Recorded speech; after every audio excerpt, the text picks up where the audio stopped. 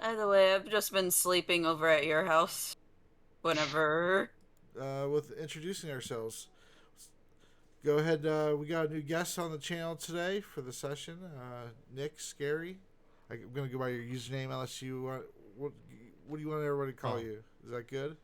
well, I guess Nick Scary is my username on Discord, Uh but huh. here on the live, I go by DaminSkoy. Okay. But or Okay, you just Damon. Okay, we'll call you Damon then. Is that good? yeah, All right, man. And then, as always, we have lovable Russian, Hello. and then Yandere Girl 911, Hey? and so this segment is called Tavern Talk. This is the fourth session. Uh, most of us have DM'd before, some of us extensively, and so far the guests we've had on have DM'd also as well. But they've also have the perspective of a player as well. So it's good to have unique perspectives on all these questions, which people submit questions to me over Facebook or um, I have people asking questions on Twitter or my YouTube video comments. And then now actually on TikTok too. I'm on TikTok, so hopefully people start asking me questions there as well. you're just branching out everywhere. I'm trying to, man. I'm trying to. I'm gonna eventually. I'm gonna once we get enough episodes, I'm gonna turn this into in a podcast for iTunes or something. That'd be interesting. Sound iTunes, Podbean, SoundCloud, all of them. So the first question is, what would be the top? What would be the top homebrew rule to add to a game? Nick, since you're the guest, you could go first. Hmm, that's actually a very hard one because it could be very broad on what the homebrew rule could be. With some rules, you just kind of tweak what's already in a book. Uh huh. Like with say Pathfinder, you might just not confirm criticals. You just say if you hit, you hit, Right. no matter what. Like a Yeah. nat 20 will always hit. Mm-hmm. Or if your weapon's critical range is like 18 to 20 and you get that 18, you hit. Yeah. Even if you're even if the even though your strike say your attack modifier is lower than what even with the crit being lower than the one's AC, if you hit the crit, you got the crit. Okay. That's for that, but to other homebrew rules it because all depends on the campaign setting and what you're doing All right. on how you want to tweak things. All right. Yandere? Uh, top homebrew rule. Yeah. Um, The best homebrew rule that would add some pizzazz to a campaign. hmm. You got something for us? Something spicy? Uh, I mean, the homebrew rule that, like, I add to practically all of my campaigns, and I feel like we went over this before, or something bordering similar. Uh, Hmm. like, is if you get a nat 20, on your, like, rolling for initiative and stuff, Yeah. you automatically go first. Like, it doesn't matter if someone, like, you have no modifiers and you just get a nat 20 and someone has 24 but they got a 19, you're still going first. Interesting.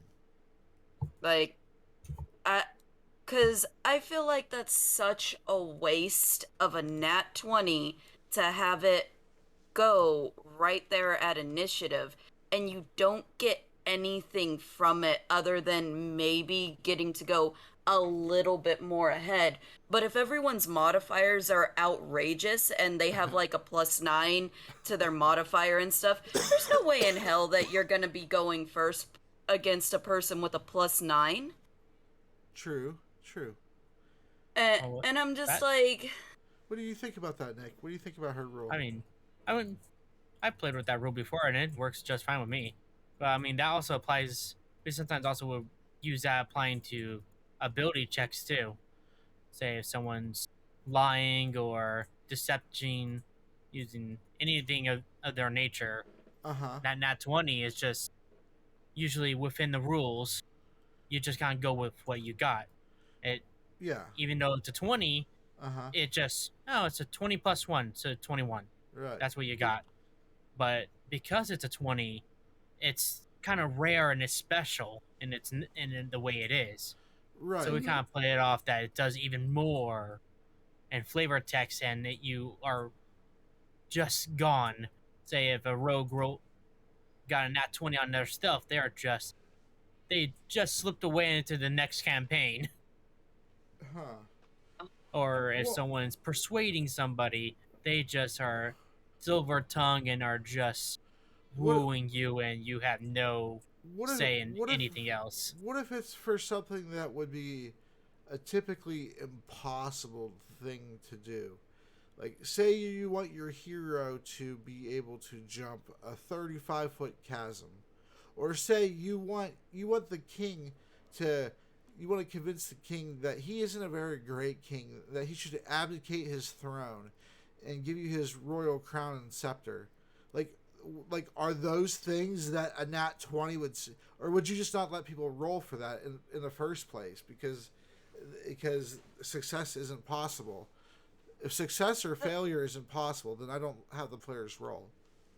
so I would let the player roll if, like,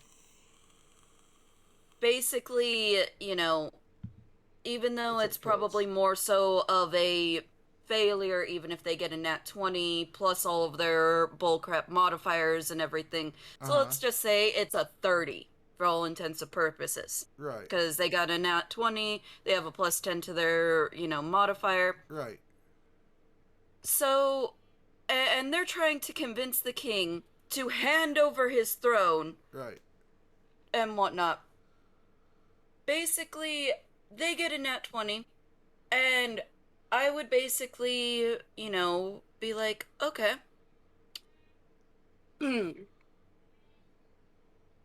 So you wish to rule my kingdom? Well, here is my daughter. Marry her, and you could one day rule. And then I would put down, like, stepdaughter, dwarven girl with a beard. Huh. That's interesting. That's clever. I like Basically, twist the player's words to against them. that.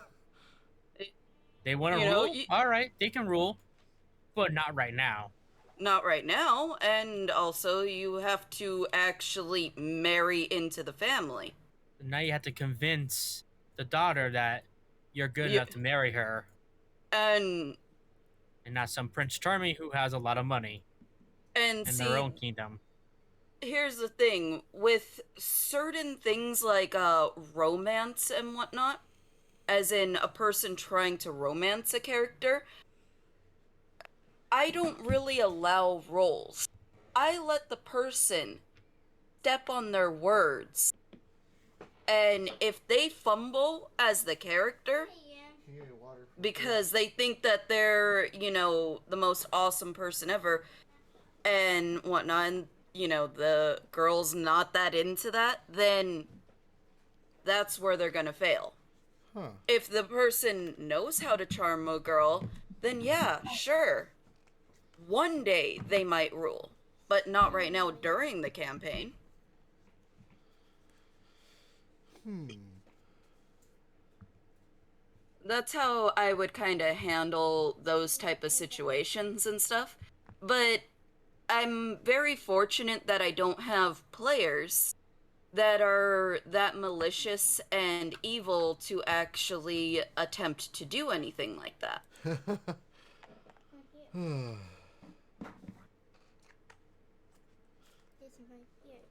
What, Callie? Yep. No, it's not yet. At least not yet. Yeah, you always gotta throw that little caveat in there. Yeah.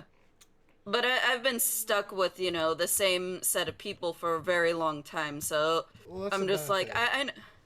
I know, like, a lot of their play styles, a lot of things that they like and whatnot, and things that I should throw in the campaign just specifically for that player, and basically be like, here you go, I know you like this.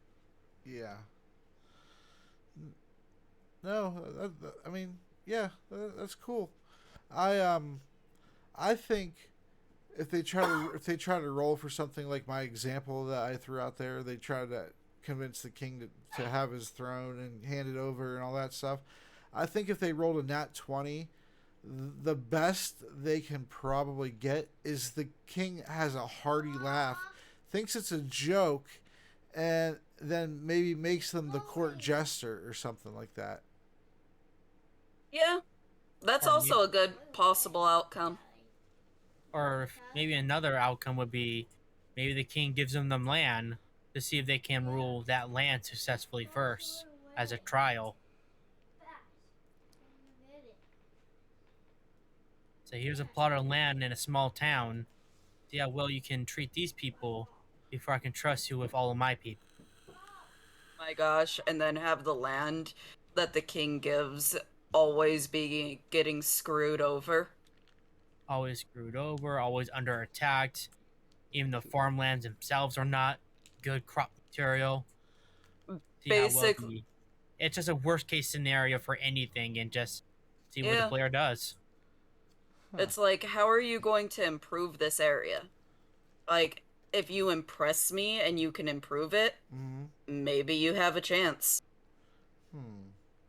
Because if you could take this rundown town and bring it up to standards, maybe you are fit to be more set inside my. If you think you are better than me. Huh. Anthony, do you have a homebrew rule? If you had to only add one of your homebrew rules to a campaign, if you have any, what would it be?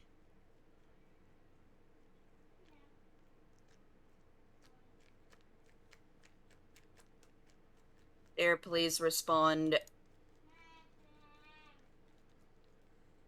Also, Niku, can you sleep? Currently I cannot. I need to run. If you can only add one. If I could only add one homebrew rule Yes. to spice it up, see that's the thing. Yeah, to make your game better, like a simple homebrew rule to make your game better. Like it doesn't necessarily have to be a complex homebrew rule, but something that makes your game like real. A simple rule makes it a lot better.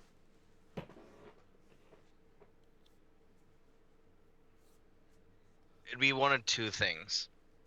Right? Both of them are not in favor of the players, first off. First one is lingering injury rules. Yeah. You right? never do that. Because nah, but I want to. I want to do it. I want to. If I want to spice shit up, there we go. I'm definitely gonna have lingering injuries for the next one. Gross. See, It's because players don't want to deal with it.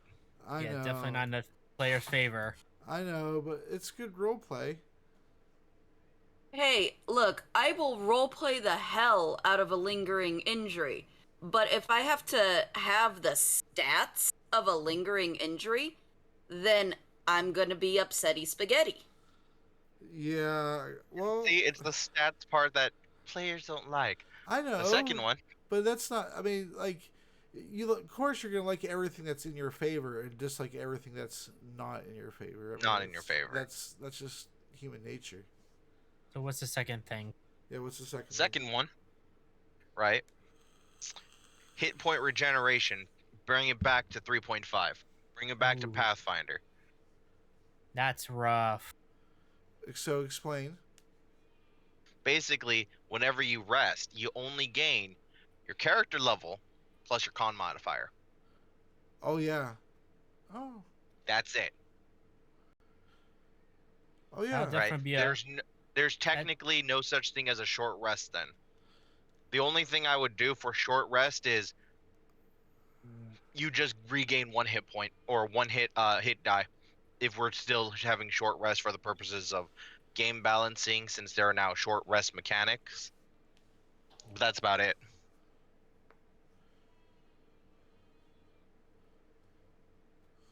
Well, you still have hit die, though, unless you want to just completely non-avoid those. Well, I might still have hit die, but the thing is, instead of regaining half of your hit die, I think that's what you're supposed to do, you only regain 1 when you long rest. I like the second. I like second edition's rest mechanic where the quality of place that you sleep determines how much you gain back. Like, I mean, that's not too bad, honestly. If you sleep in the wilderness versus if you sleep in just a crappy inn that basically has a straw floor, versus if you sleep in a very quaint inn with luxurious sheets and full accommodations, well, then you get temporary hit points also. Huh, that would definitely be like a homebrew thing for 5e. Sure. Yeah. That'd be interesting. Okay, good, because I was actually working on something like that, so... Damn! Good. Yeah, I love it. I love it. I love the, like if you, like, for instance, if you're fatigued, well, when you sleep in the wilderness, you'll gain back your hit points and stuff, of course, but you're still going to have that level of fatigue, because that rest was kind of shitty. Ooh. But definitely don't want to play that. Definitely don't want to play a barbarian then in that campaign. Oh well, you guys will still be hitting up towns pretty often, I hope. Let's see. But say if we go dungeon crawling though, whoo! If I'm fatigued, I'm fatigued forever. Get a comfy sleeping bag. Got it. I'm glad I'm not going to be playing the doctor in that one. Okay. But yeah. Definitely a comfy sleeping bag, a nice thick quilt, and or else I would just be like, juice-filled pillow. Okay, everybody, we're staying in town for the next 4 to 8 days, depending on how long this lasts. That's fine, actually, because that's when everybody can go off and do their little side events. You know, go to the bar and get their rest and all those types of things. By the way, there's a giant fireball coming towards Earth, and it'll be here in 3 days. But I need 8 days to rest, by the way. 8 days? Yep. You're a skeleton. You're not even fatigued. You're not even alive anymore. But yeah, it's usually... I don't even like putting the those kind of homebrew systems in if there's no quote-unquote bad things to balance a thing that's in favor or whatever. Yeah. Just because I know human nature, right? You only want the good, because whenever you get something bad, it hurts twice as more than something that feels good. Right, I usually let the players choose also. So, like, if they choose, they choose as many good ones as they want, but then they have to accept the bad ones. So if they if they accept the bad ones, they get a good one in equal measure. You know. You guys get to choose your fate.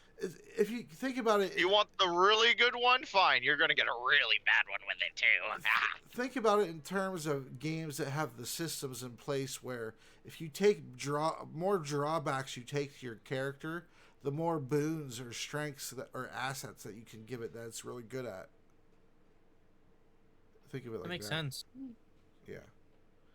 So, like, for instance, the whole quick drinking a potion, taking a quick action instead of a full action, like that would be used to balance out one of the other ones. That wouldn't be so much in the player's favor. Well, funny enough, there's actually a feat that allows you to drink as a quick action. There's a homebrew rule that's been cycling about, where basically as a bonus action, right, you drink the potion, right, and you roll it. But if you take an action to drink the potion, you get max HP on the potion. Oh. Basically, sloppy cool. drinking versus taking your time. Yeah. Yeah, basically it's gulping it down and some spilling over, and the other one is delicately just no. Huh. Awesome. Like that's a popular one that goes around TikTok and whatnot. And goddamn, okay, so bye for a little bit. Okay. Well, now we can move on to another question because he did finally answer it. Yep. He did. He definitely did. And we're actually ahead of schedule by a bit too. I will only be gone for like 10 minutes. Okay. Good. We're actually ahead by schedule by 10 minutes. Cool. Okay, so The next question we did answer this one in a previous video. This is the one I asked if you still wanted to touch on it a bit. What do you think about Wizards of the Coast retconning the lore of the Drow and Orcs due to the supposed racist undertones in cancel culture going after Hasbro for it? Oh, this is something I didn't know about, but that sounds absolutely stupid. Yeah, It's a game. You shouldn't care. It's just a game, honestly. yeah. The cancel culture is going after Drow and Orcs because they're portrayed as always evil, and apparently, they're akin to black people. Apparently, that is the claim being Oh. made, and that's how they were able to cancel it culture, and why Wizards of the Coast re-releases all their material now. That comes with like, your character can be a boy or a girl, or you can identify as how you want. Like that whole all that Oh, stuff. they've been Yeah, rewriting everything. I don't know. yeah. Like Drow don't have to be evil. Orcs don't have. So yeah, exactly. They always were that way. You didn't have to. Just I mean, like it was always that way. For me, it makes no. I see no difference between anything. I mean, humans don't have to be evil, but hey, you see a lot of bandits out there, and of course they're evil now, right? No. I've had players play both races, Drow and Orc, so it makes no difference to me. So it's just a game to me, and if you want to play it as it is, cool. If you want, if you want to throw orcs as a traveling band of mercenaries, that's just what they are. Right. And Drow, well, per their lore, sometimes they just may be a little more angry than other people, but they're not truly innate evil. Yeah. They just have their own culture that takes how they do things. In the current campaign, actually, the group met a tribe of orcs that splintered off because half the tribe, including the tribe's leader, wanted peace, and then the other half wanted them to spread out and pillage and things like that. So they splintered off. Yep, Krigor Koga. He was actually part of your group for a while. It makes sense. I mean, sometimes people get tired of. I get tired of killing. Let's settle down and farm. Me want kill. Yeah, and some people just like to. They're doing what they are a tradition, what they're born to do, or how they're raised and grew up doing. They like to do that still. Be tradition the whole for them. nature versus nurture, argument. But in this case, it's like because a lot of the two races are always portrayed as being evil. I don't know. It just sounds dumb to me. So here was the problem, right? So Wizards of the Coast, right, is like typical, right? When you think of orc, this is what you should think of, right? They don't put shine light on the exception of the rule. And now, because of cancel culture and whatnot, right? The lore of said things are still there, but they're not prominent like they were, because now it's taking a more back seat because they want to go ahead and show the other side, which is fine and dandy, right? But now they have to make more lore for really no good reason, because it's not like any of those cancel culture people are even playing the fucking game.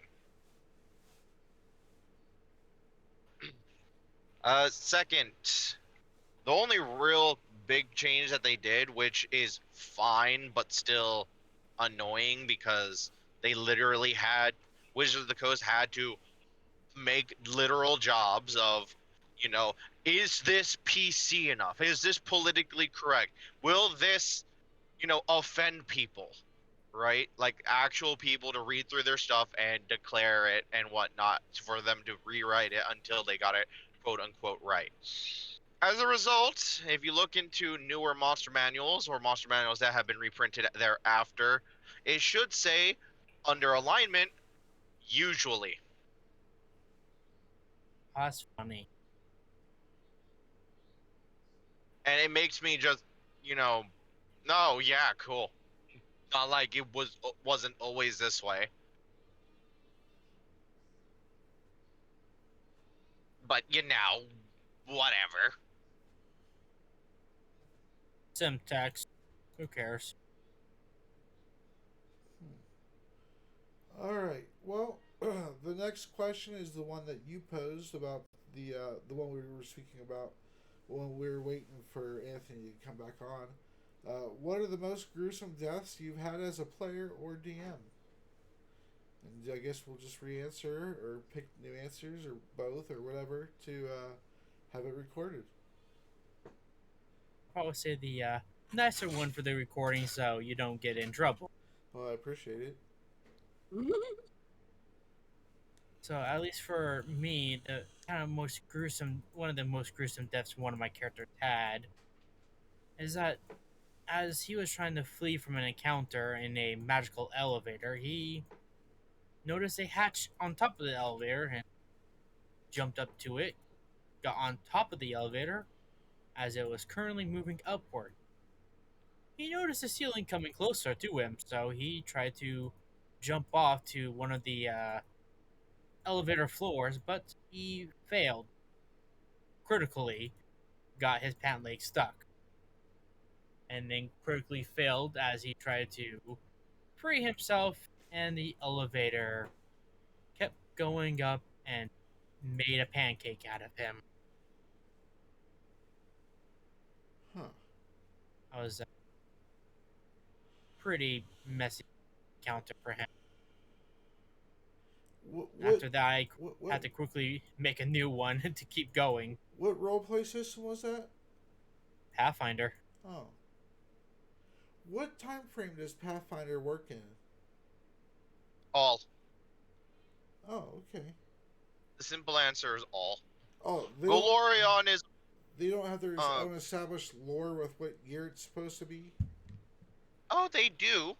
The world of Golorion, though, is just kind of a hobbled clump of a bunch of shit, ranging from fantasy to some sci-fi. Like literally, you can go to a medieval-esque place, somewhere in like the inner sea or something, or you can go to the deserts where you'll find a bunch of roving Mad Max raiders with alien technology. Whew. And it's all canon. That what I just said is canon. There are literal Mad Max type raiders in a desert that is going about with alien technology and fucking laser cannons. It's pretty sweet. For this, it was a basically a homebrew story someone made. So I believe we might have been going into like some wizard's tower or something, or I'm not too sure where we were at the current time frame per encounter, but yeah, my character just happened to be in the wrong place, wrong time, tried to get away, and failed. What about you, Anthony? What's the most gruesome death you've ever suffered as a player, or have given out as a DM, or you could give one of both? You know, as I think about it, I'm just like, Gee, I haven't had that many player deaths for me to actually realize, and I just haven't played enough campaigns to do so. So, really, the most gruesomest death I dealt as a DM that I can remember off the top of my head would actually be very recent in the Curse of Strahd campaign, where the Hangman was gutting Eric. Mm. He ended up surviving though because dark deals, dark gods, Madar. But yeah, as per like player character death, that's what we're talking, right? Either Yeah, or. player character, for yourself as a player, or a player character death in a campaign that you have DM'd. As per player character death, ah yes, the most gruesome one would be in David's first campaign. I had a golden gauntlet. I had no idea how to use it, but I had it. And I ended up shooting a bunch of lava out of the gauntlet. That also included my own space. I was like level 2. As a result, I was then quote unquote submerged in lava, taking 16 d6s, because that's how much you take when you're in lava for a round. I died. Oh my god.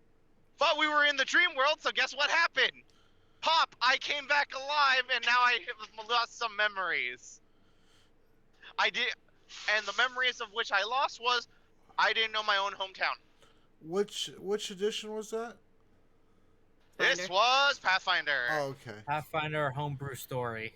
Do you lose a Constitution point if you die in the Dream World in Pathfinder too?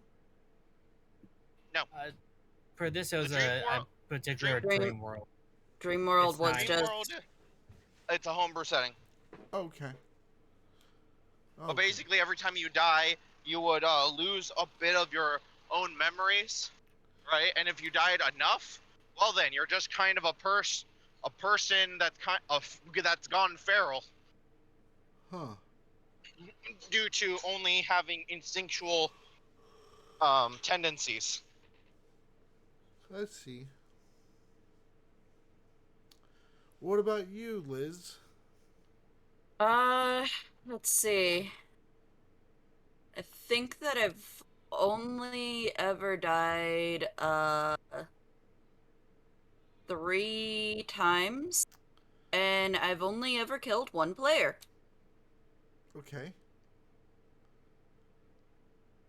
Tell So- us. Out of those 3 deaths and 1 kill, which one was the worst?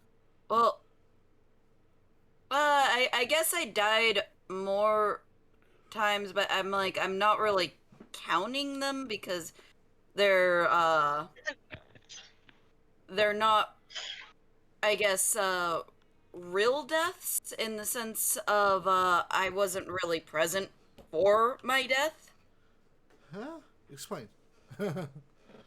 So, Palmer's campaign, everyone basically got killed by Order, the god, at the very end. I was sick. So, apparently I died. In Pablo's campaign, I was sick, and I had a merfolk, and she drowned. Oh my gosh! What? She went off into the sea and drowned, D- and whatnot. So I'm just like, "Ka?" Don't merfolk have a swim speed? She, I guess, failed her check. I don't know. I was sick, so I don't know. Oh, well, okay. I believe you. I thought merfolk could breathe underwater and all that stuff. They can. They can, but So how yeah. how do you drown? Okay. I- okay. You held your breath. So that's Remember, why fish can drown. I don't count those deaths because I was sick. Yeah. and What's I up, was just Dolan? told my character died. So I was like, okay. But Oh, jeez. ah, You have a lot of horror stories emanating from that campaign, you know? It sounds like you um, loved it then. nah. Uh, Well, I mean, the fish one was from not Palmer's campaign. That was yeah. from someone else's. Right. Um, I think, like, I guess I'll just go with the end game one that I did, which is so I was playing my character Seth, Mm, and he was a magus. Um, it was a very overpowered Pathfinder campaign. We were all level 100, and this was basically in game. And I wouldn't really consider this a gruesome death because I haven't really gone through a gruesome death, huh. but it's still a death nevertheless. Um, It's true. so basically, um, we were fighting Asmodeus as the end boss, Uh-huh. and everything went dark. And there was a split moment where everyone, I guess, kind of acknowledged where maybe the laser was gonna fire, or maybe, like, it was either basically a random chance laser going to hit somebody and do a massive amount of damage, or someone could take the full brunt of it. And David asked this, and he asked, what what do you want it to be? My character was pretty much the one with the lowest HP out of the entire party. Um and everyone else had higher HPs than him because of the way that I decided to make him. He was like a magus, he was a rogue. I was designing him off of Gambit. Uh-huh. And hello there, welcome. Um and basically uh I basically was like, I'll take the laser. And he took the full brunt of the laser, and David rolled out how much damage it dealt, and it killed my character. At that point, his girlfriend just pretty much did the killing blow and took out the like took out Asmodeus. Like, Oh. that was it for the battle. Hmm. So uh, it was more of I guess, a heroic death than a gruesome one. Hey, heroic deaths are important too. Yeah. Um, I have one kill count with players. Uh-huh. Um, I somewhat remember it. We have the player here. Hi, Nick. I remember it very well. All right, let me sit back. Let's hear this. Do you want to tell the story? So motherfucking troll man over here, Nick, Yes. wanted to piss off the local gang, and he was like, I'm gonna fight him." And then we were just like, "Are you fucking serious?" They were Yeah, I'm being- fucking they were being- serious. You're being very mean to a good friend of mine. I did Yeah, not very appreciate. mean. I did not appreciate how they were speaking to them. So you decided to 1v5 their asses. Cool. I think it's more like 1v6 at the beginning. Look, at 1v6, 1v5, you were up against overwhelming odds, right? And At, also at that me low and level. Liz kind of looked at each other like, "Are you fucking serious? There's nothing we can really do. He's So they fucking killed his ass, and because we're on a floating island, they were just like, kick off the side. Well, your body falls and splats on the ground. You're dead as dead, dead McDeady dead. Hmm.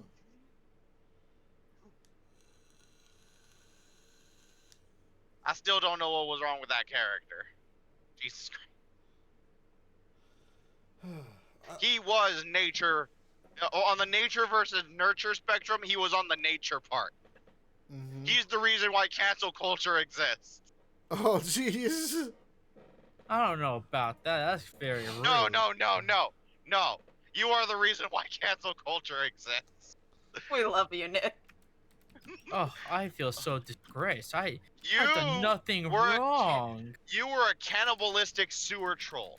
Sewer trolls were accepted into society to the point where they are accepted as people, right? You were literally put into an orphanage, right? With fine ass heroes, right, from the previous campaign and some new ones who would teach you manners, etiquette, societal norms. And what the fuck did you do? Scratch your ass and eat people.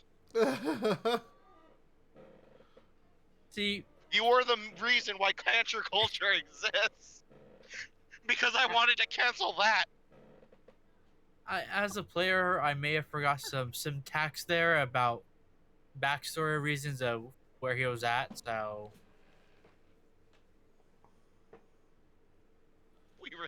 We reminded you countless times.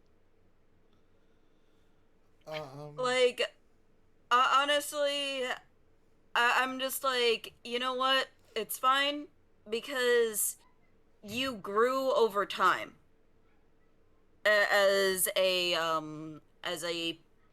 player, As a player, not a character. as a DM. Like you grew. I had fun either way with that character. So Yeah. I had no issues how I played him. But yeah, that was the person that I killed. Again, I no complaints here. I rarely kill people. I don't like killing people. And you know, like it just kind of like happened because it's like this situation was just like, oh my god, why? It's okay. Just let it happen. Like Nick, there was better ways to say, "Hey, I want to die," so I can play a new character. I mean, I actually enjoyed playing the character because the second character didn't get much of a spotlight. So Yeah. Um, I kind of feel bad that the second character didn't get much of a spotlight. Anyway, over to you, Soul, so- because I thinking everyone has gone. yeah, everyone's gone. I try to go last, make sure give everybody a turn because it feels rude if I go first. You know. You're like this as a player. Stop being like that in real life. So, the most gruesome death, besides the one that I mentioned off camera when the recording was paused, I'll give a different one. So I had a player who was trying to plan a heist, a jewelry heist, and his plan wasn't. It was okay, you know. He was gonna go there at night, you know, but he didn't really plan it out like too well. Well, he let his plan slip when he was drinking at the inn, and so somebody beat him to it. And as he was going up the mountain to get to the spot to go in and get some jewelry, the guy was coming out, and he realized it, and so he got into a cart, a horse that was carrying an empty cart behind it. So he got on the horse to try to ride to chase the guy. So the guy realized that he was coming and started running down the mountain, and he put like some logs and things in the way, and the path was already narrow in the first place. So I made the player roll an animal handling check, and his animal handling, he wasn't proficient in it, and it was pretty terrible. So he rolled, and it was a 1. So I made it so that his horse tried to jump the debris and failed, and so it caught its feet on it and it started tumbling down the mountain. And I try to give him one last roll to jump out of the cart and try to grab onto the pine tree on the way down or something to slow his fall at least, so this way he could maybe be alive from this. And he rolled another 1 for his acrobatics. And so I made him get impaled through the mouth on the pine tree, top of the pine tree, and the horse fell down and broke its legs and was just a tattered mess at the bottom of the mountain. That was the end of him. Pretty quick.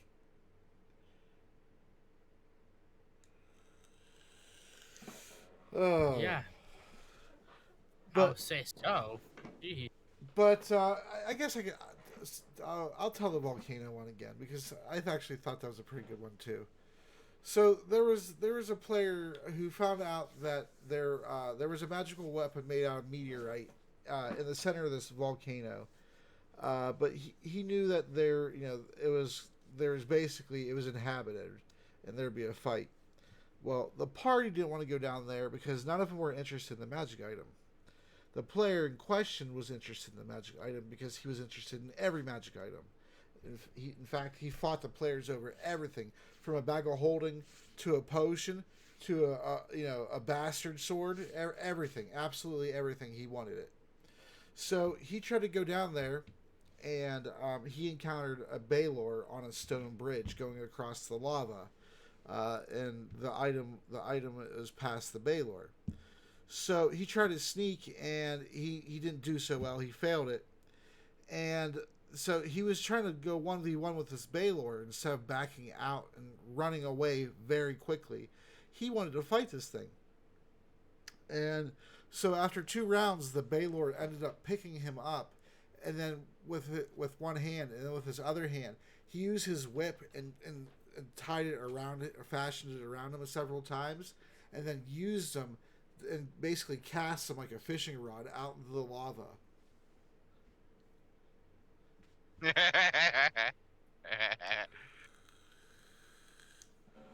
And that was the end of the greedy player, for at least for several months, until he couldn't find anybody else who wanted him, so he came back. But was he better the second time around or worse?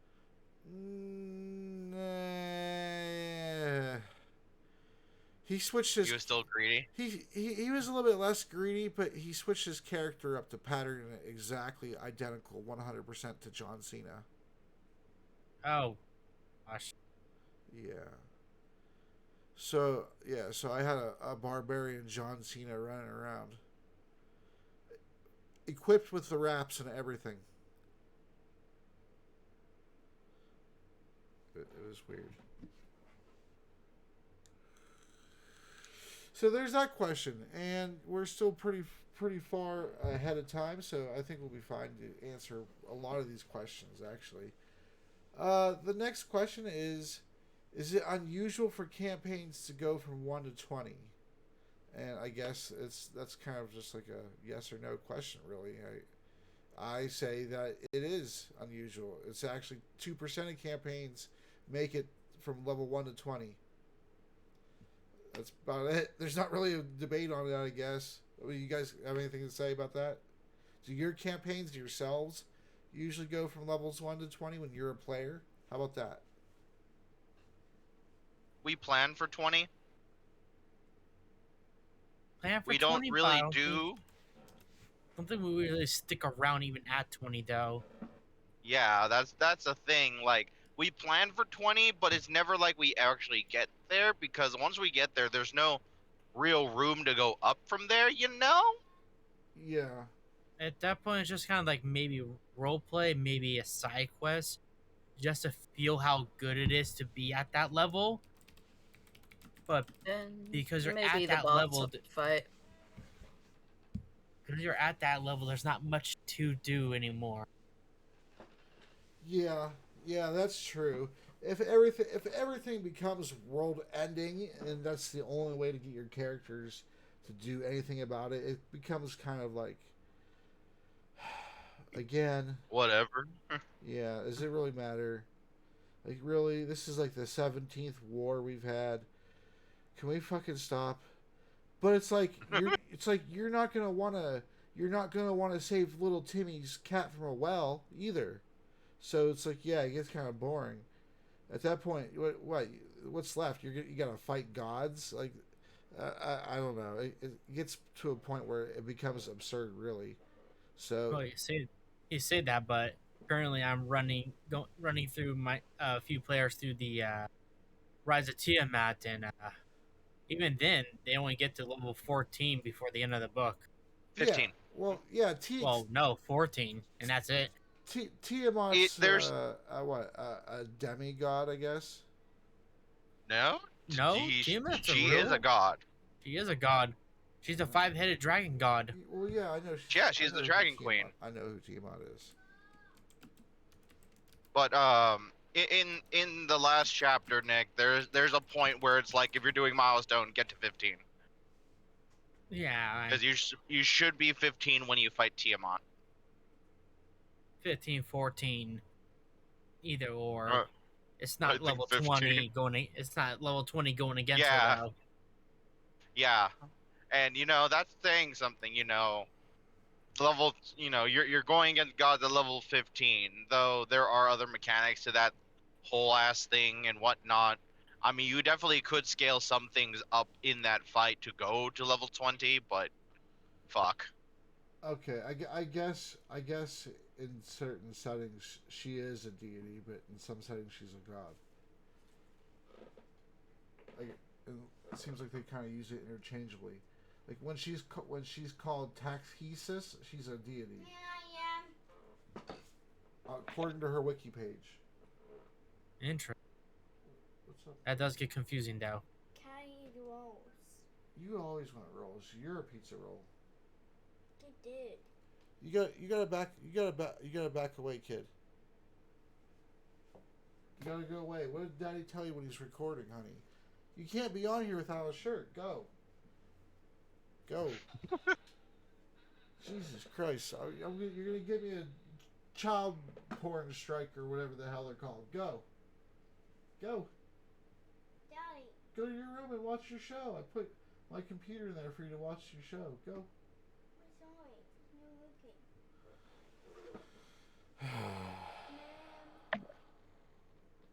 Like, but if I get you strikes on your channel and you can't stream anymore, then more time with me. Yeah. It probably is kind of close to the truth, I bet. She's always looking for a way to weasel in. Like, oh, I'll leave you alone. Oh, you're recording now? I'm gonna come bother you. Ah, I'm gonna sit by your feet now. I'm gonna poop on the floor. Ah. Ah. No, it's not funny. Okay, Dova, no problem, man. Yeah, watch it when you get back home. I just released it a few hours ago. And I actually wrote questions for part 3 of it, too. Okay, so the next question is, what are your thoughts on gay, bi, or trans NPCs, and how do you treat them in your campaign? I feel like we've answered this one before. Did we? Yes. I feel like some of these do repeat. I guess Oh. I guess not everybody watches every single video, but at a certain point, I don't want to answer the same question. Feel like every other episode, you know? Oh, the answer is Mine- obvious. Equally. Okay. But yeah, we could cover it real quick. Treat That's ev- fine. treat everybody equally. Yep. Okay. You just know who you're playing with, and you just play around that kind of campaigns, and Yeah. just avoid any awkward situations for that player. Yeah. Yeah, Derry? You got anything? Well, and we're talking about NPCs and characters. Yes.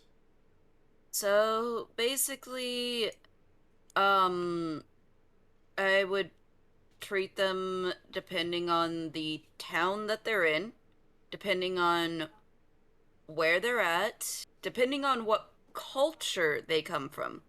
So, let me give a very big example. In my world, I have Garudans. Now, Garudans are an all-women race, and they go out and they get men and stuff, and they're only able to breed and have Garudans. Your kids will only be Garudin. They are forbidden from having a love within the tribe or a female lover at all Uh-huh. within my world. Uh-huh. Because culturally it would be looked down upon, right? Yes, culturally it's looked down upon, and it's basically just not good and stuff. So I would actually, if someone decided I'm gonna be a Garudin, but I'm gonna be a lesbian, Uh-huh. anyone who is a Garudin would massively look down upon that person and Right. look at them as a lesser of their tribe, Yeah. as if they were just an insect Right. and whatnot. Mm-hmm. And basically, if the player is willing to put up and deal with all of that, then cool. If they want the extra drama, I will give them the extra drama. And some places are going to be completely fine with, you being gay and whatnot. Some places will be 100% fine with it, not even bothered. Other places, if you show certain affection, obviously, people might be like, what the hell? That's not right. Yeah. Because, it, to give it the, kind of, a little bit of realism kind of thing. Realism? Yeah. Yeah.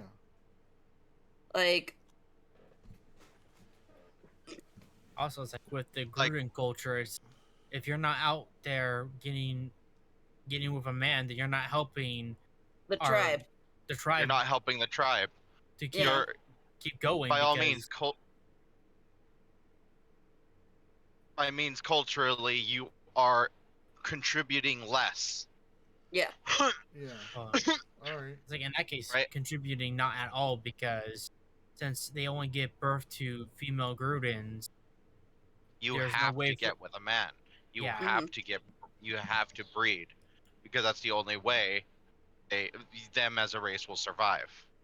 Now, of course, Liz, by all means, is not homophobic, and sure, I'm going to assume that there's going to be people that may or may not watch this and hear this and be like, "That's homophobic." No, that's culture. Yeah. Sure, I'm not the culture homophobic. itself is inherently homophobic, but that's reality for you. If you don't like it, then don't play in our games. Yeah. that's just how it is. Also, just in normal culture, that's how people normally feel. Yeah. You're not contributing to the human race to keep going. You're almost stopping us from trying to grow. Here's another brutal thing about the Garudin race. Even if you get with a man, that still somewhat hinders the race. They won't look down upon you as bad as if you get with a woman, but there'll still be that annoyance in looking down, because you're supposed to be You're limiting open. the dream pool. Yeah. Yeah. So, you are diminishing the race. And The Garudans are a very no love race. Go sleep next if to you mommy, have, honey. yeah, like I actually love the fact that I could actually give the Garudans as a great example of how I treat that kind of thing in my world.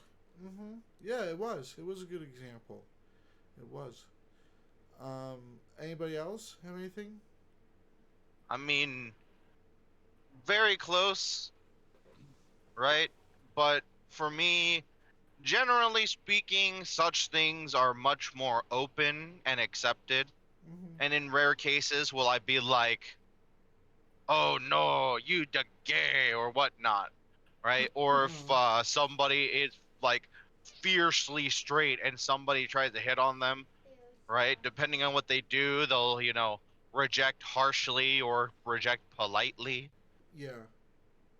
right? Because that's what happens in real life. I mean, if I go up to Whammons, right, and I'm like, "Hey, how you doing?" right? They can be like not interested, or they'll be like, "Get Hey. away from me," right, and be very hostile, right? Or they'll be like, "Hey, back." But in either case, right, there are people that those are the only two know outcomes. Either reject. they're immediately hostile or they reciprocate. Yeah, right? And basically that would be the equivalent of rolling low on a persuasion check against them and they're not interested, right? Is they go hostile because it's like, "How dare you talk to me? How dare you think you even have a chance with me? You are but peasant-born filth. I am aristocrat out of high society."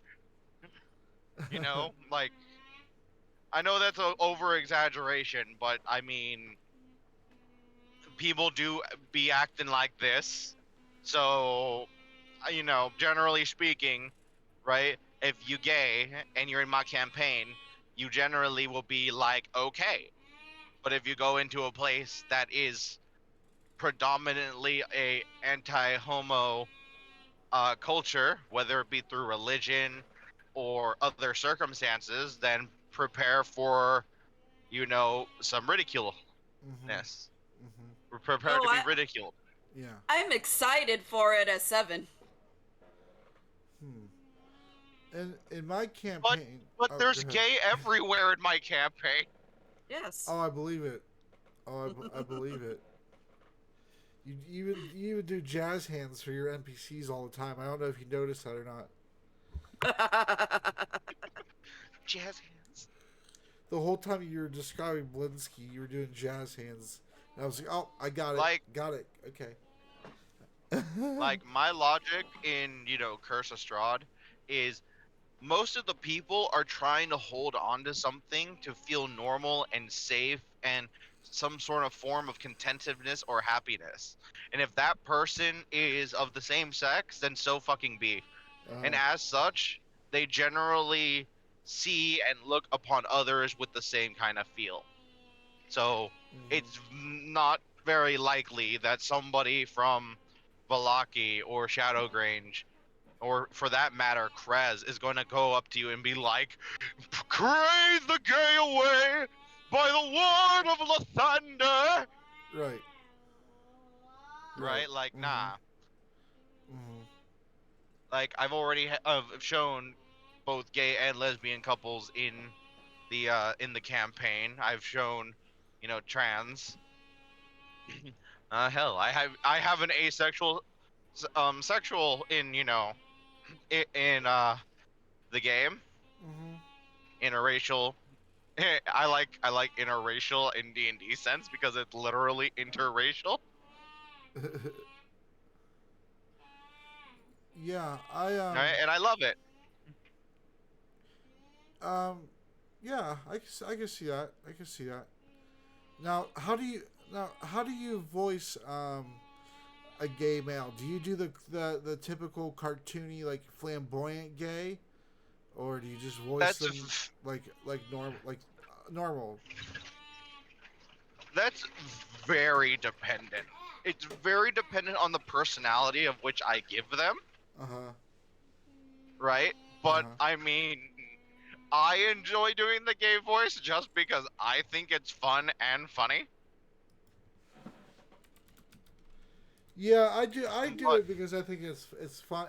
It's the same exact reasons, but I'm always afraid, like, am I gonna actually offend somebody? It's like, you I know. can show you for myself because I actually have gay parents. Even I do the gay voice, and it's funny.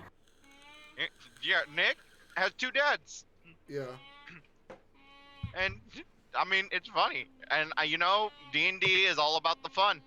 And you know, if you have lighthearted, you know, fun with your players or the other people in the table are okay with it, I mean, shoot, do it if you want, Right. right? But I Uh-huh. mean, I'd had, you know, tough and gruff straight actors or straight acting, you know, gay guys, Yeah.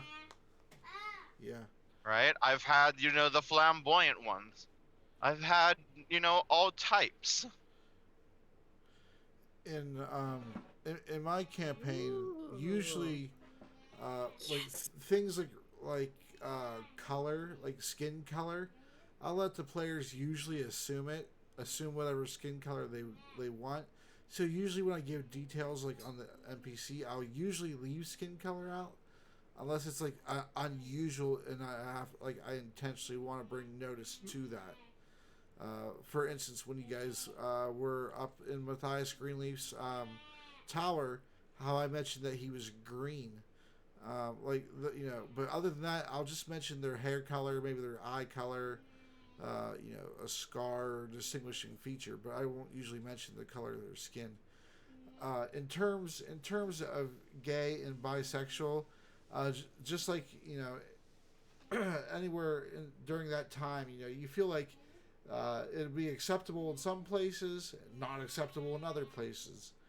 And some people might be getting persecuted for it, or they try to portray themselves because they don't want to be persecuted for it, so they'll try to portray themselves as something they're not, or there's like a whole bunch of elements you could do with it. But traditionally, in my campaign, the dwarves are they're primarily against bisexual and gay.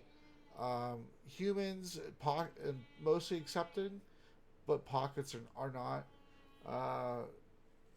Same thing with elves. Elves are mostly accepting, but not everywhere, especially places that have more human lineage to them. Um, the halflings, the gnomes, and the goblins are accepting of it, and so I have like different That's places. interesting that the goblins are. Yeah, I just always seen that's just the way I've always seen goblins. I don't know. I'm just imagining now that there's a like we go up to a goblin tribe and be like, "Ooh, look at the big daddy."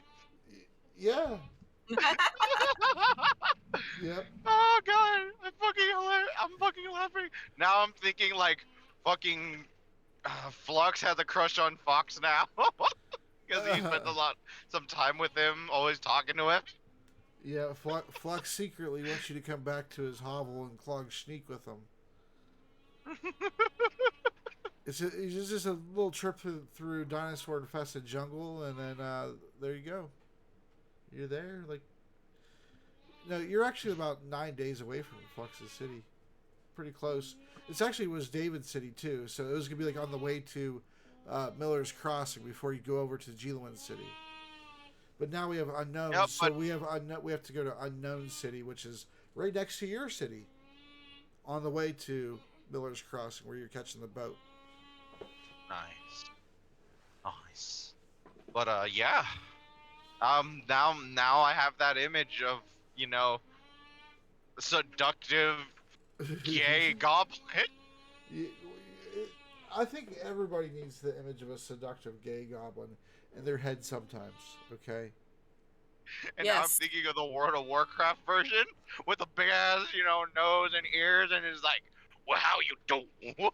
whenever I think of goblins, I just think of them doing the dance from Jackass of Party Boy, and that's them. That's goblins right there, Party Boy.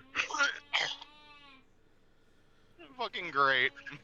Alrighty, the next question, because we're just rolling through these questions. We have time for at our pace. We're gonna probably finish these. How can I pick a profession and make use of it in a campaign? That's a big ass question. So, Who wants to tackle that giant? generally speaking, professions suck in D&D because you don't get to use them very well, and the ones that are like precise thing that is impractical for the purposes of adventuring very much takes a back seat, such as jewel crafting, because then when the fuck are you gonna go ahead and smelt out a fucking ring unless you have downtime? The only times any kind of craft or profession is good is if they can be used in a practical sense, such as blacksmithing, because then if you have some fire and a little bit of, creativity, you can probably make a small ass forge and repair your shit. Same thing can be said about alchemy, herbalism, poison crafting, and hell, even in some cases, woodworking, because then you can reinforce structures on the fly or barricade a door or some other bullshit. Huh.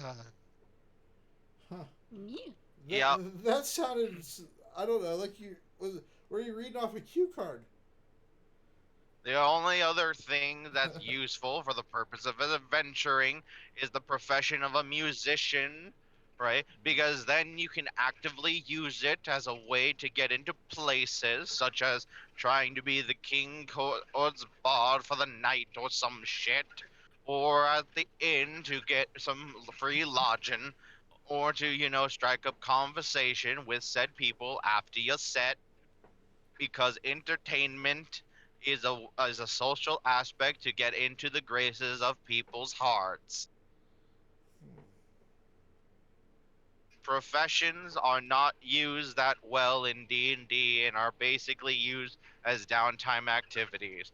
Other than that, there's no good reason that I can see in a practical sense of an adventure to do such things. Because when the fuck are you gonna be baking bread in the middle of a dungeon?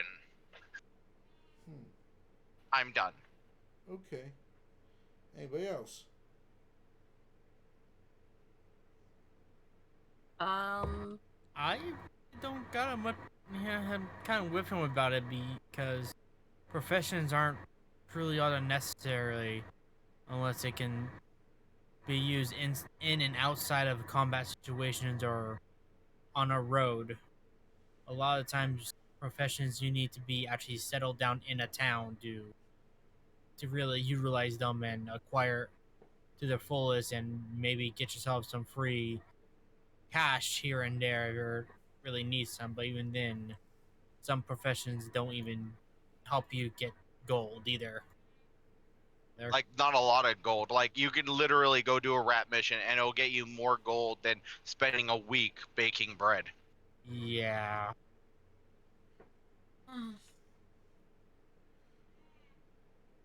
The one that probably gets you the most gold is being a bard and singing at a tavern,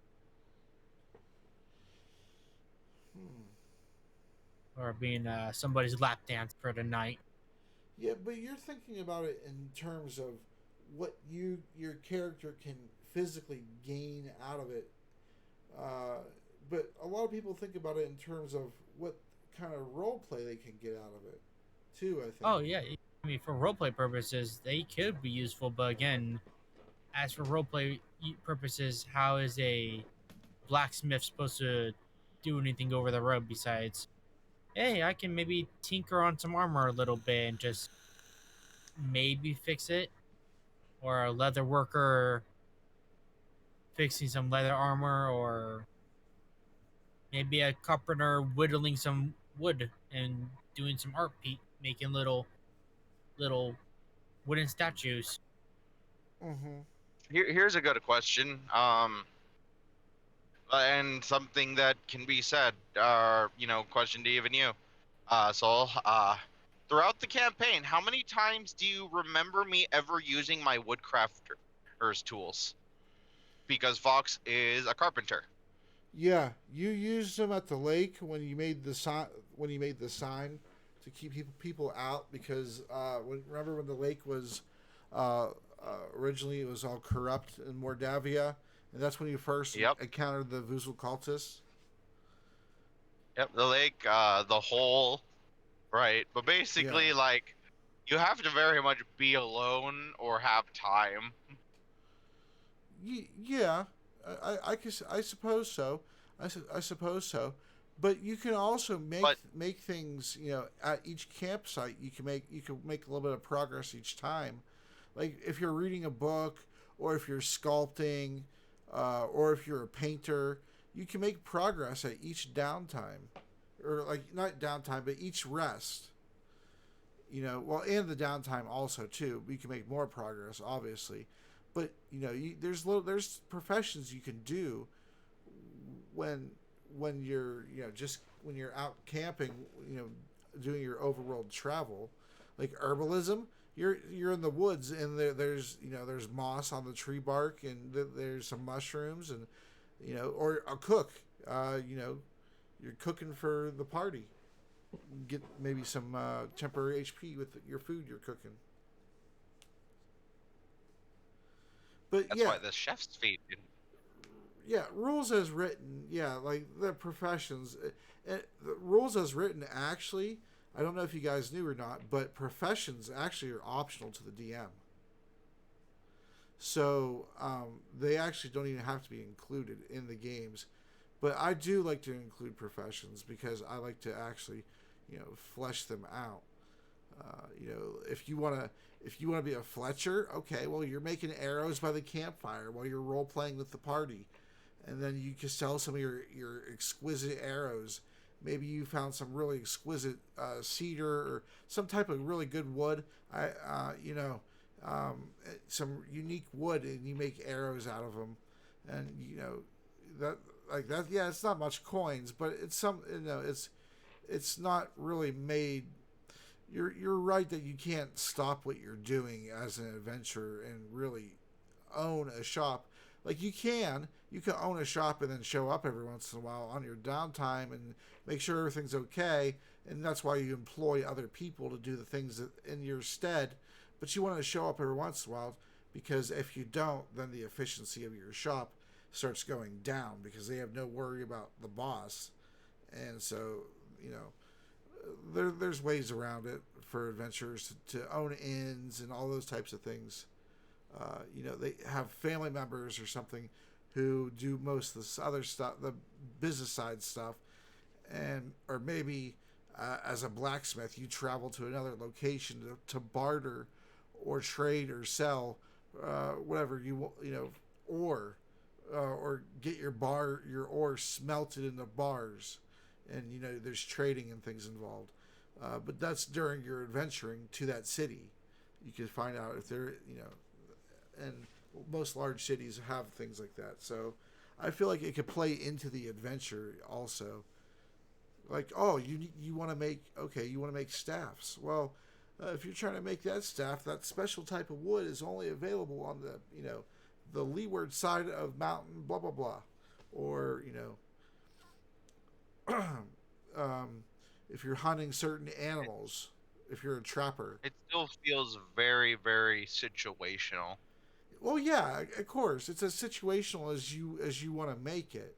Same thing with religion.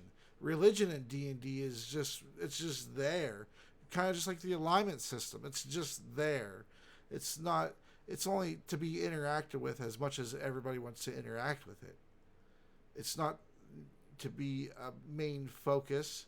That's why paladins and clerics, you don't even need religions anymore according to the game. You could just have an ideal, or you worship nature, and that's good enough now. So like religions and all that stuff has taken a fall back too. I just consider it another element of all those things that have fallen back.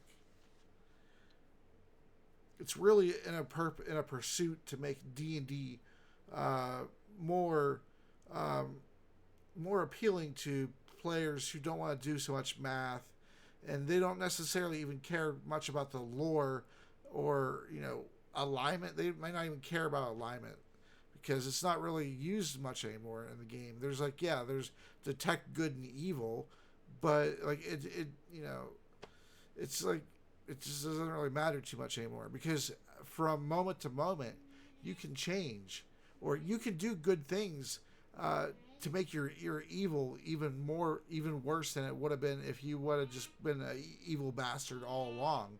The whole turncoat situation. You're more hurt by your who you thought was your friend than some person you don't know. And so those systems kind of went taking it back in D&D, but I think probably it's up to each DM ultimately how they do professions and how much time they have to prep, which segues into the next question. How much time is too much time to prepare? Okay.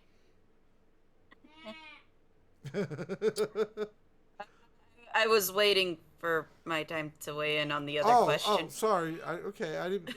My mistake. Go ahead.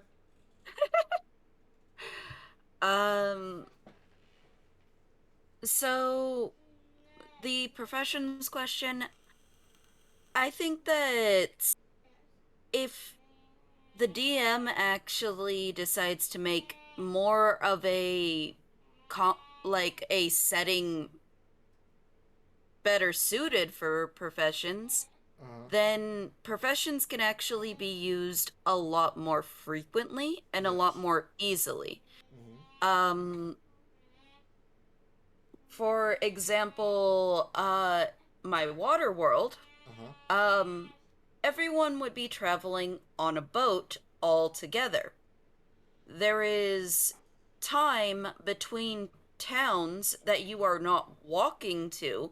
You are literally sitting on this massive ship where you could take time and work on whatever profession you want to work on, whether it be certain types of crafting or you let's say you're a courtesan and stuff. You want to work on your dances so that way when you hit the towns, you could actually be more professional at them.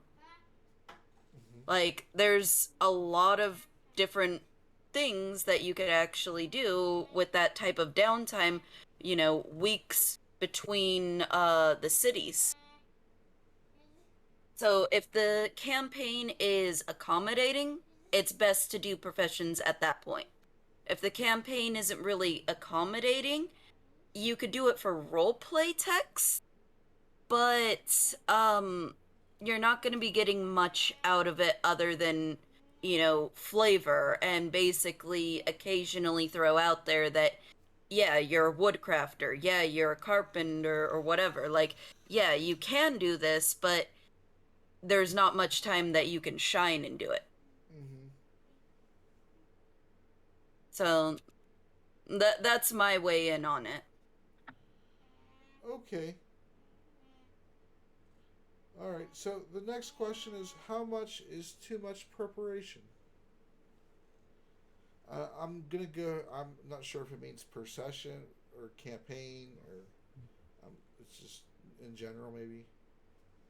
Honestly, I would say you can never have too much time to prepare because even though because life gets in the way, so you kind of need all that time you can get to prepare for a campaign and to come up with scenarios of what might happen if your players do one thing and you're like, well, that was not planned for. Well, so you have to think of something to work with that versus if you just prep for nothing and you just play it by ear. And that can work for some DMs, but other DMs, they have to have at least some footnotes that they can follow along to at least make things go smoother.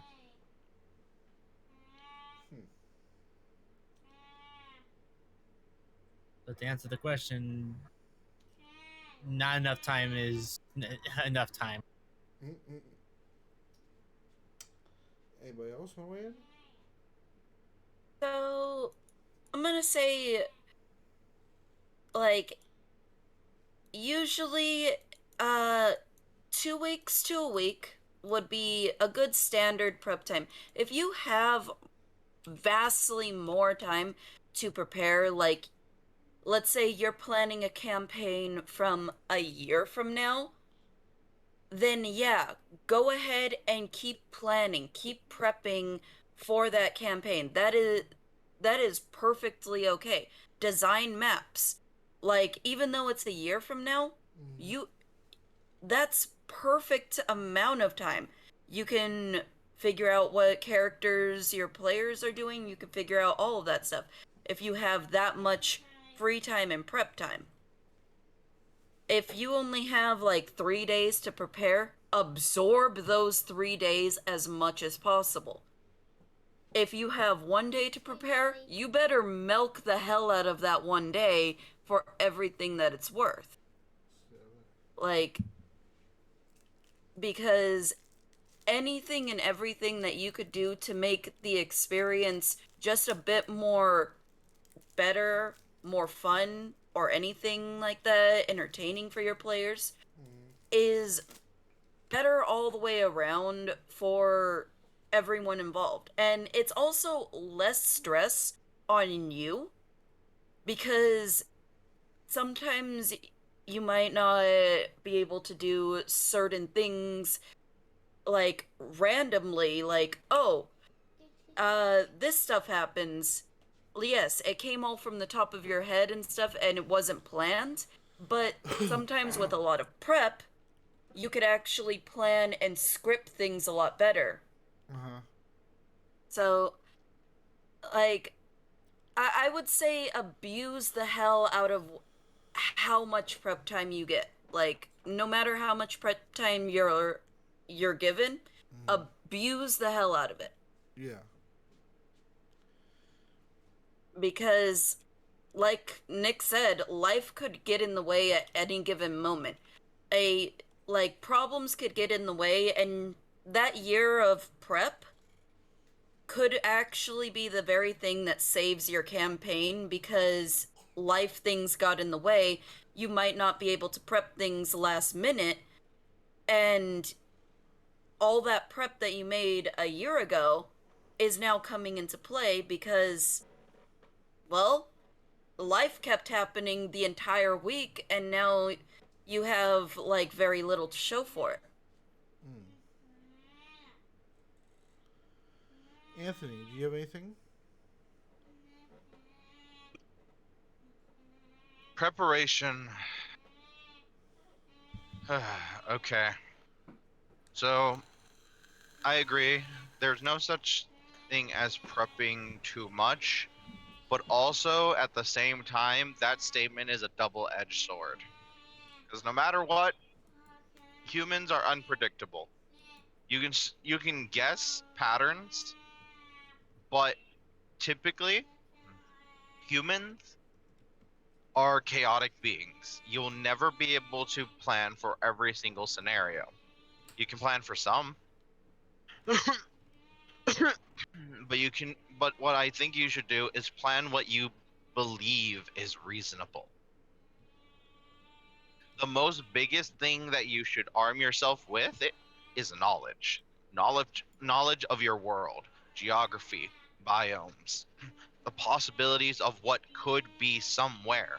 Because then when they go that way or take that left turn when you wanted them to go straight, you at least have an idea of what you could do over there, Right. right? Rather than trying to uh, detail one specific thing. Sure, you can. You can detail, those areas and whatnot, and plan like, what the next session is going to probably be by, continuity of, oh, the players are about to walk into this temple. All right, I'm going to do that temple, right? Because it's very unreasonable for them to literally go to the front of that temple and be like, "Hey guys, let's go that way," and then just turn the fuck around. It's happened. Like, it can happen by all means, but it's ridiculous to expect that to happen, right? Because Jesus Christ, like, the only reason why that would happen is if you didn't want your players to go into that temple and you just made it impossibly hard to get into it. Hell, even a slight inconvenience of, you know, oh, the door's locked, could very much be like, well, I guess we'll go somewhere else. Yeah. So, as a result, make sure that your players can go into the place that you want them to, because then you can do that part of which you prepped. Yeah. But there's always that one special goose that would be like, door's locked. I pick that lock. Yes, but there's sometimes, right? But even then, imagine for a moment, right? I want to pick that lock. Nat 1. Well, I'm not going to try again. I broke my lockpick. That was the only lockpick that I brought. Guess we're heading back to town.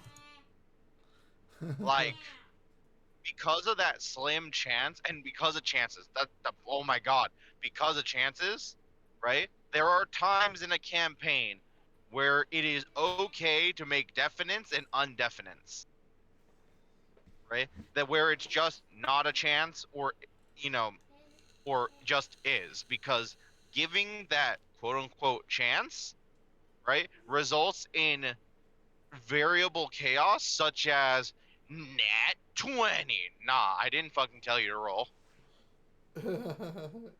Yeah, that's why when I really want a player to see something, I'm sorry to like jump in on this. That's why I really want when I want a player to see something, I don't just let them have see it. them I don't make them roll a perception check because that's so dumb. When I'm sitting there like they need to see this. They need to know about this thing. I don't make them roll a perception check because I'm like you You might get see a the skill thing. block. Yeah, like you might get a skill block and you might get a nat 1, you might get a 2, and then I'm just sitting there like, well, I planned for this thing. I really wanted them to see it. And yeah, they're not seeing Like, it. like a good rule to know when to make it certain or not is this a skill block? Like, if they fail, will this just horrifically slow down or stop right here? If the answer is maybe, you should definitely reconsider. If the answer is yes, then you stop right now and turn that shit into something else.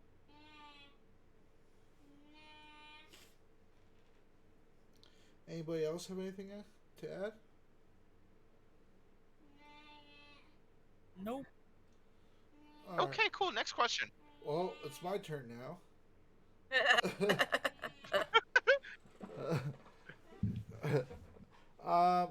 So I think it depends on how much you have going on in every other aspect of your life. Honestly, like when we first started playing, we had sessions every week, so it was constant prep. But I didn't have a job also, and actually, you know, I think we started in the summer, so Callie wasn't in school yet.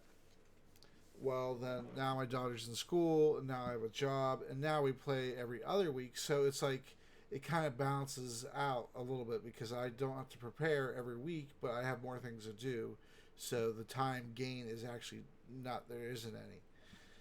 But if you're playing, if you're new to DMing, I'd say try to plan only what you need, just less. Because if you plan, you'll always find almost that when you plan a session out, you plan too much.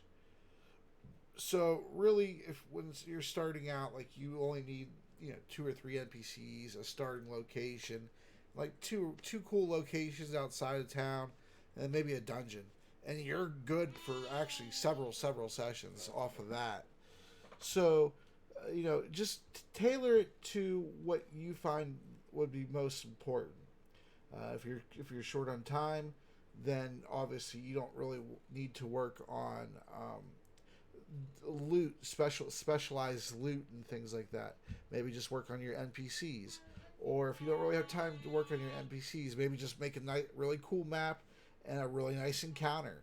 And then if you make it a unique encounter, they're gonna have as much. They're gonna have fun anyway.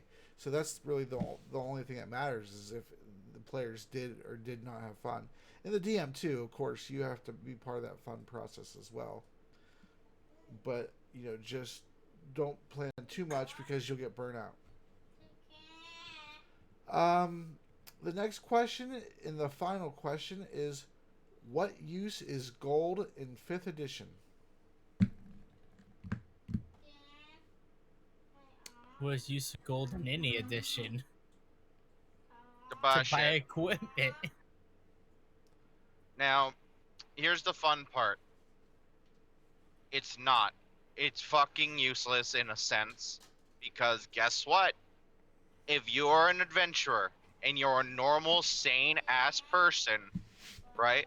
The moment you get to level 5, you should be retired. Because the typical person in D&D, untrained worker gets about 2 silver a day. Skilled worker gets 5 silver a day. 100 gold, right? Right? It sounds like a little in D&D sense because by all means it is. Could feed your ass comfortably in a nice-ish place for a good 2 years. 1,000 gold would get you a good place for about 5 years. Now, usually in campaigns, magic items are fucking ridiculously expensive, right? Ranging anywhere from as little as 100 to like 50,000 gold to even 500,000 for like legendary bullshit. That thing, that one item, can basically put into retirement a small town if it's a legendary, Yeah. right? But once you get to numbers that high, what the else fuck are you using it for but rare big ass magic items and healing pots? Because you're apparently saving the fucking world every day. Mm-hmm. Right? At that point, the amount of gold you have is to the amount of daily life is so insignificant, you might as well not even mark that you use 3 copper to buy yourself a nail, because it doesn't fucking matter. Right. Yeah, I can But as see that.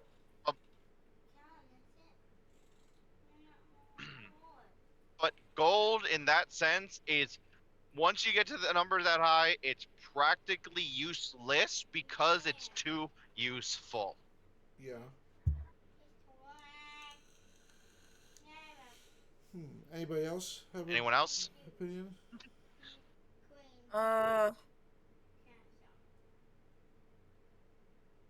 So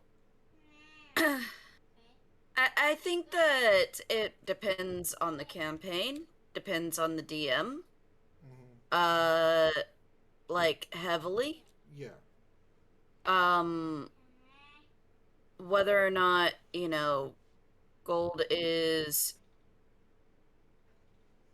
useful or useless. Yeah.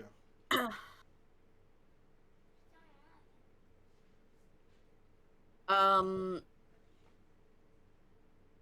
so I kind of think that gold is probably, again, depending on the DM, could be super useful Mm-hmm. or super useless. And like, also it depends on the amount that you get.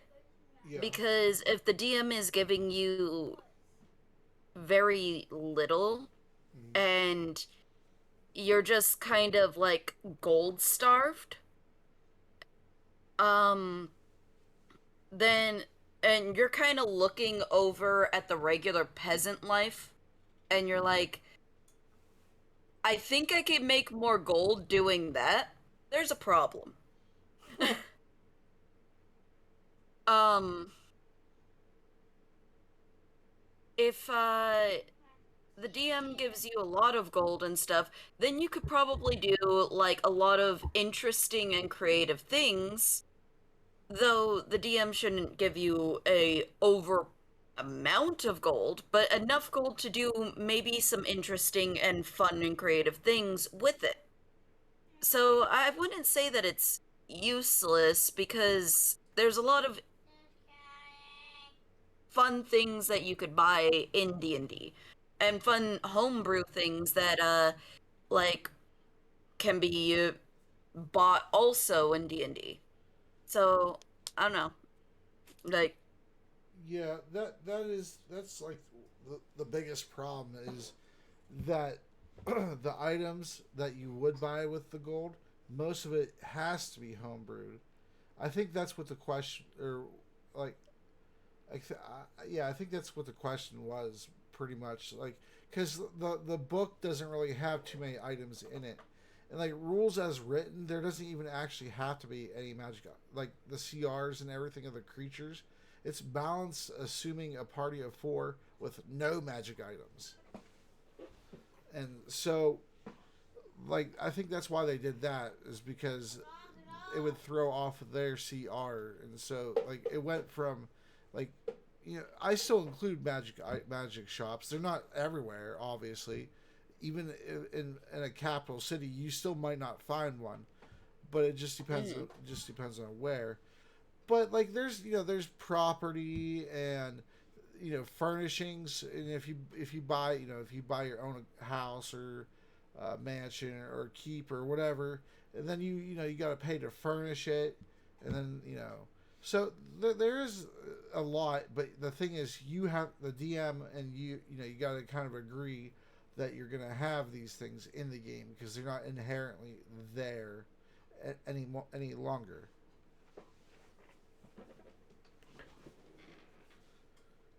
That's yeah.